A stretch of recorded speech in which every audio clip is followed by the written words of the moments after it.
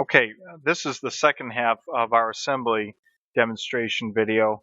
In case you have a piece like a half cylinder, half round that you need to put in your project, I'm going to show you how to get that from spinning around and going all over the place. So I'm going to go ahead and put in a half cylinder, and I'm going to put one of those in, and I'm going to mate those. I'm going to put that on top of this cube here.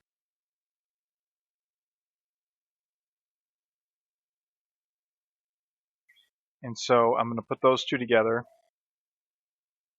And I need to also make that flush. So in order to make it flush, I actually want to select this edge here, and I want to mate it with this edge here, this surface here. So we do a mate to get those to go together, because a flush only works on a face. We could actually mate edges. So this edge is going to be mated with this face here. So we'll get that to go on that side, and then this side we're going to make a inside tangent. Okay, so now those surfaces are combined, but this still spins around. So to keep that from spinning, what I want to do is I want to use the angle constraint.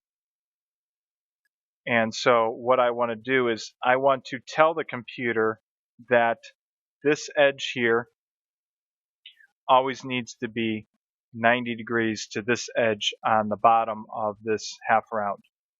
So I'm going to go to the angle constraint, and I'm going to select directed angle. And what that does is it lets us tell the computer what angle we want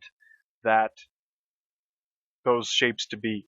So I'm going to pick this first edge, and then I'm going to pick the second edge, and I'm going to tell it what angle I want that to be. So in this case, it's 90 degrees. So you would maybe sometimes have to put in a different angle. Maybe if you wanted it at a right angle, it might be 90, 180, 270, or 360 to get it to face the correct way. In this case, the way I want my cylinder, half cylinder, to be facing, it required a 90 degree angle. So now when I click apply and I try to move that, now this half cylinder, this half round, will always be at a 90 degree angle to this edge right here. So that prevents that piece from moving around. So if you use a half round and you stack it on top of another piece, it's going to want to spin.